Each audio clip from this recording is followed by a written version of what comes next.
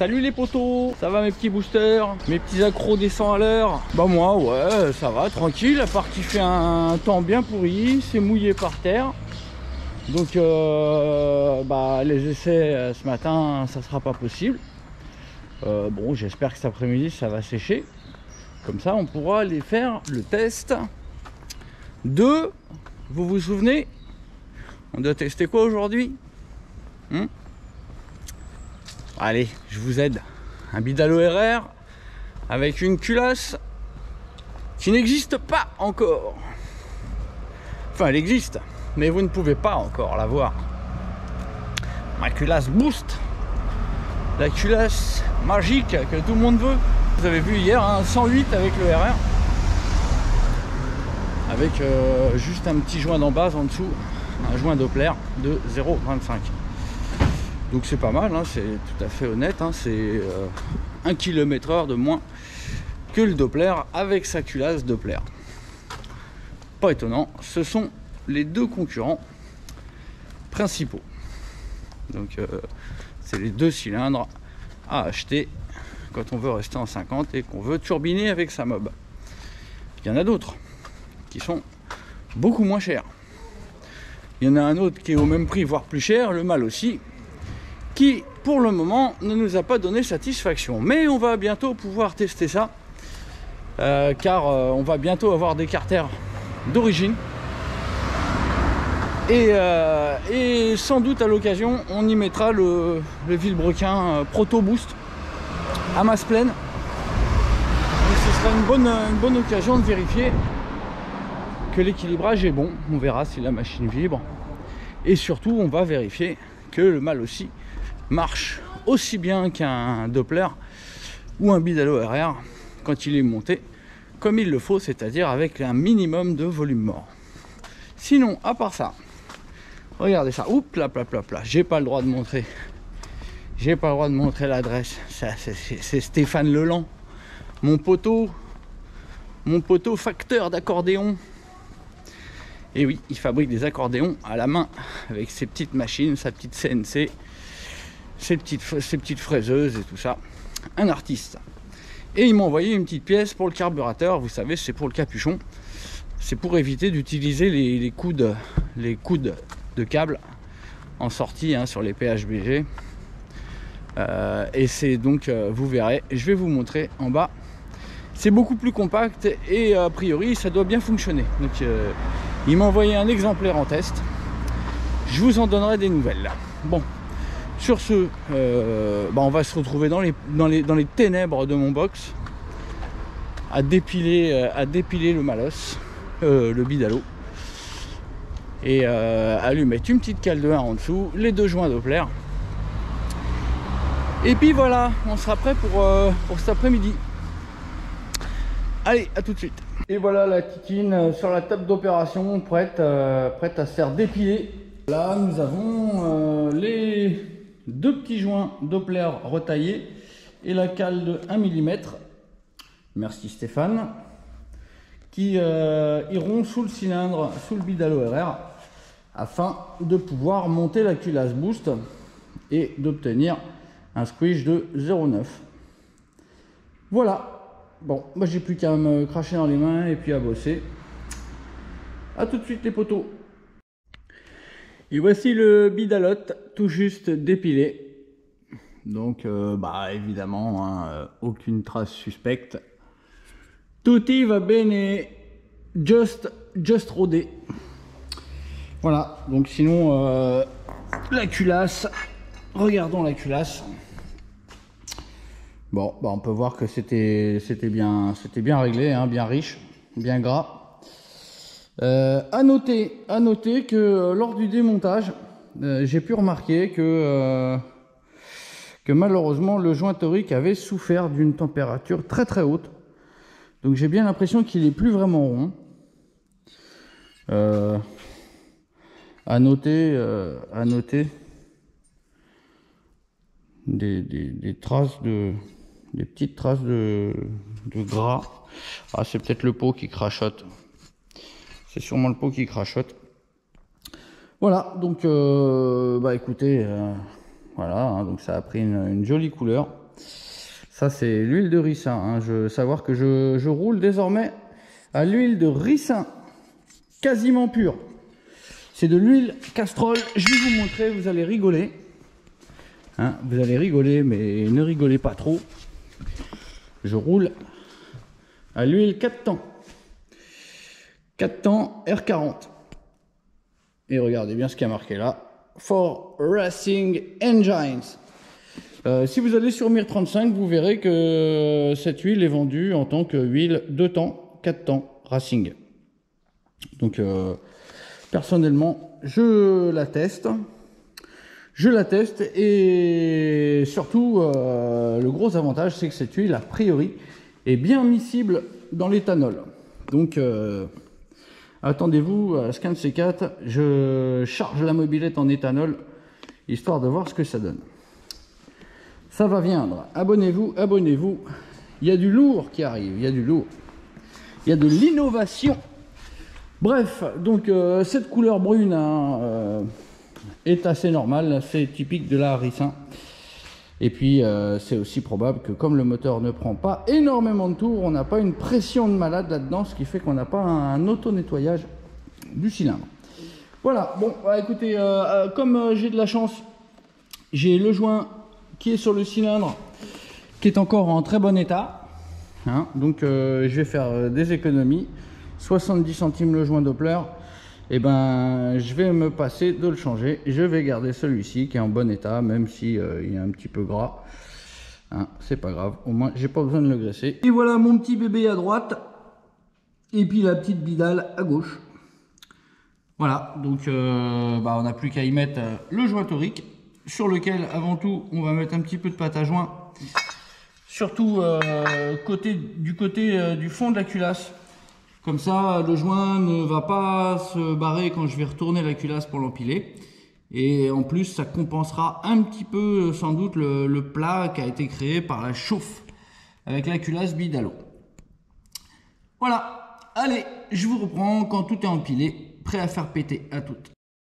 Bon, voilà ce que j'ai fait. Hein. Vous pouvez voir que j'ai mis une bonne épaisseur de pâte sur toute la moitié supérieure. Donc la moitié supérieure, ça va être le côté que je vais mettre vers la culasse. Comme ça, le joint, comme je vous ai dit, tiendra bien dedans. Et ça compensera le fait que le joint est légèrement fondu avec la culasse bidalo, en raison d'une chauffe a priori très élevée, comme je l'avais remarqué à l'arrêt quand on est arrivé aux Bahamas. Donc bon, je n'explique pas, hein, la carburation étant bien riche, l'avance étant bien réglée et le taux de compression étant très correct. Bon, peut-être probablement du fait que le cylindre est encore très neuf, il n'y a pas énormément de jeu et donc on a beaucoup de friction. Voilà, c'est mon hypothèse. Allez, je vais attendre que ça sèche un peu, parce qu'évidemment si je l'enquille comme ça dans la culasse, ça ne va pas servir à grand chose l'épaisseur de pâte à joint, ça ne compensera pas le plat. Voilà. Donc allez, je laisse sécher encore 5-10 minutes, j'enquille ça dans la culasse et même je vais attendre avant de serrer la culasse que cette matière, donc ma pâte à joint grise hein, dont je vous ai déjà parlé, sèche quelque peu. Bon, en attendant que la pâte sèche et que la route sèche, donc voici le petit produit, la petite pièce que m'a envoyé Stéphane à tester, hein, donc à valider. Donc c'est un, comme je vous l'ai expliqué, un renvoi d'angle pour le carburateur Delorto. Comme vous voyez sur la mienne actuellement, j'ai bricolé et je fais rentrer directement la gaine à l'intérieur du couvercle en plastique. Donc du carbu, hein. Vous voyez en haut, il n'y a pas de coude, il n'y a rien. Ça rentre direct avec un angle d'environ 45 degrés. Donc cette pièce que Stéphane a conçue est censée faire la même chose. Là, vous voyez là, c'est pas facile avec une seule main. Comme vous le voyez là, ici, là, il y a l'arrivée du câble. Donc le câble est guidé par cette coupelle en alu qui a un angle pour que le câble ne soit pas en torsion et ne finisse pas par casser. Donc le câble est bien guidé et là-dessus on enquille un petit couvercle en alu, voilà, qui est taillé dans la masse, qui est magnifique. Regardez, belle pièce. Et là-dessus Donc comme vous pouvez le voir, le câble est toujours guidé parfaitement par la pièce en laiton, je suppose. Voilà, donc on met le petit capuchon là-dessus. Regardez, c'est magnifique. Les deux petites vis sont au fond de ma main. Et là-dessus, on va utiliser une petite butée de gaine qui est là, qu'il fournit aussi, et qui vient s'emboîter parfaitement dans la petite pièce en plastique. Voilà, et donc là, vous récupérez forcément tout de suite beaucoup de place entre le chapeau du carbu et le cadre. Voilà, donc je vais monter ça. A priori, je vais même pas avoir besoin de changer mon réglage de tension de câble. Ça devrait être nickel de chez nickel, et Titinette va avoir une nouvelle pièce pour parfaire ses caractéristiques. Une belle pièce, donc non bricolée, taillée dans la masse par notre ami Stéphane. Alors je ne sais pas combien il commercialise ce petit chapeau, mais en tout cas je peux vous dire que c'est un autre boulot que le petit chapeau commercialisé par Mal aussi, hein. Ça n'a rien à voir. Là c'est du taillé masse avec du laiton qui va faire en sorte que le câble travaille bien et ne soit pas contraint et finisse par casser. Bon, alors moi avec mon système à l'arrache là, comme vous le voyez, ça fonctionne, hein. Ça fonctionne. J'ai juste cassé un câble, mais c'était surtout à force de faire des montages, démontages, je tordais la gaine. Enfin bref, ce montage là sera bien plus catholique et honnêtement ça va être la classe. Allez, je vais monter ça pendant que tout le reste sèche. Allez, à toutes. Tout est fin prêt, hein, donc le petit chapeau de Stéphane taillé dans la masse est en place. Ça revient nickel. On entend bien que le boisseau arrive en butée. Parfait. La culasse boost est en place. Donc on va se faire un petit test de démarrage. Allez hop. On va déjà essayer sans starter pour voir. Allez, on va tester sans starter.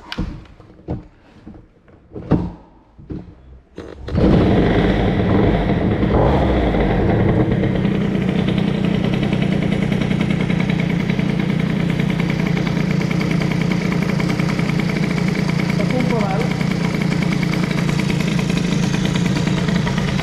Maintenant, on va voir comment ça réagit.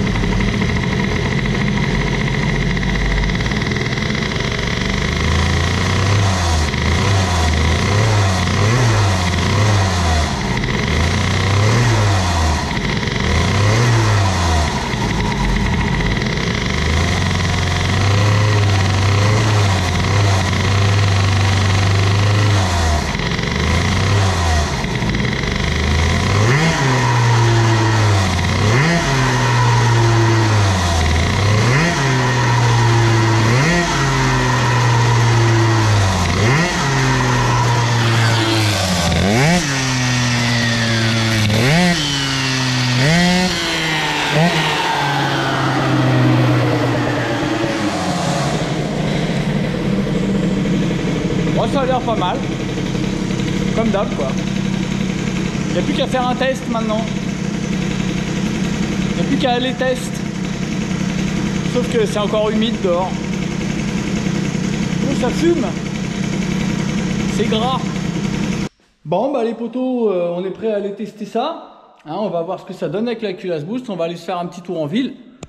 Et puis bah la VMAX ça sera pour le prochain vlog, hein, parce que là il fait quasiment nuit déjà et donc c'est un peu chaud. Donc allez, je vous fixe sur mon petit fourche. Voilà, et je vais couper parce que je mets toujours 10 minutes à le faire. Et encore, hein, quand ça se passe bien. Peut-être qu'un jour j'aurai chopé le coup de main. Ah voilà, c'est bon, j'ai chopé le coup de main. Bon bah voilà, allez, on est parti. On va aller faire un petit tour de mob. Et on va voir ce que ça donne. Allez, bon, à savoir que j'ai retiré une rondelle de mon Vario, hein, donc Donc ça peut influencer le démarrage. On va voir.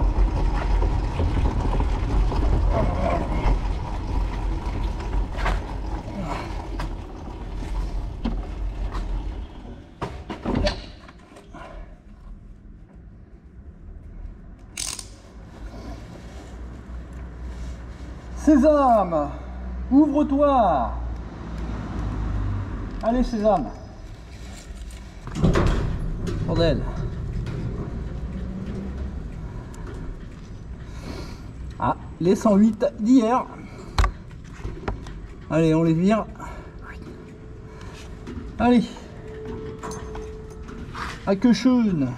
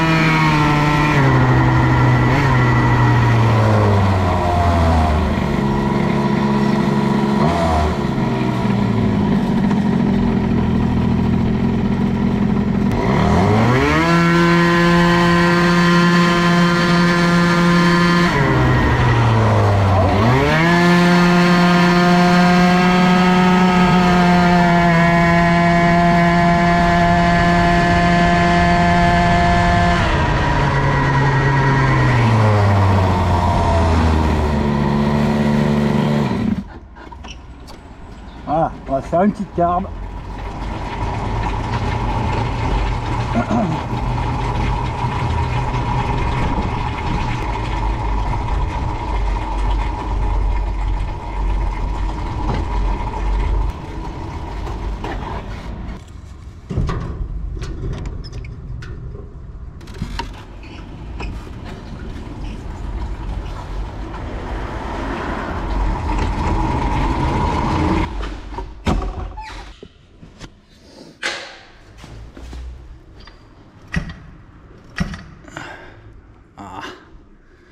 Ma chaussure. Ma semelle. Bon, plus ça va, plus ça comprime bien à chaud. Bon. Débriefage les poteaux du tour de quartier. Bon bah ça m'a l'air pas mal. En tout cas ça marche au moins aussi bien qu'avec la culasse Bidalo. Ah, je vais faire un petit crachat dessus, voir. Ah bah là ça colle. Ça colle, ça ne rebondit pas. Bon, en même temps j'ai fait beaucoup moins de kilomètres qu'en allant aux Bahamas. Donc c'est pas difficile à comparer. Le mieux ça aurait été d'avoir un thermomètre. Enfin bref. Donc, alors ça n'a pas l'air de fonctionner moins bien qu'avant. J'ai l'impression que ça marche un petit peu mieux. Maintenant, évidemment, vous imaginez que c'est pas facile de comparer comme ça. Hein, sachant qu'il y a un peu plus d'une journée qui est passée, c'est pas évident. En tout cas, j'ai l'impression que ça fonctionne bien. Mais il n'y a rien de meilleur que la ligne droite hein, pour répondre à ma place. Donc comme je vous dis, si on arrive à avoir 110, ça sera déjà pas mal. Sachant que là, le fait de caler le cylindre n'ouvre pas plus les transferts, ça ne fait que les remonter. Sachant que d'origine, le piston descend plus bas que le bas des transferts. Donc ça, les transferts sont pas plus ouverts qu'avant et il n'y a que 7 degrés de plus.